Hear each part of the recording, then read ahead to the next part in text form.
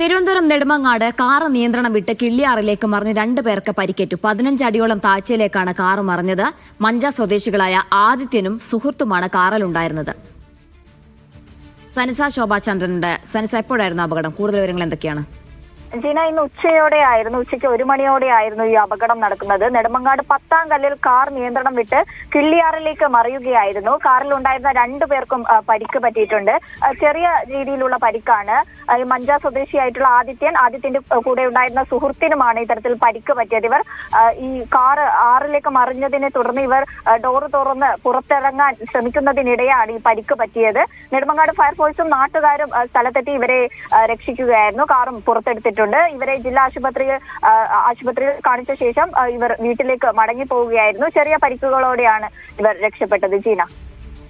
ശരി സനിസ, ഏതായാലും നിസ്സാര പരിക്കുകളോടെ 2 പേരും രക്ഷപ്പെട്ടു എന്നാണ് സനിസ ശോഭാചന്ദ്രൻ റിപ്പോർട്ട് ചെയ്യുന്നത്.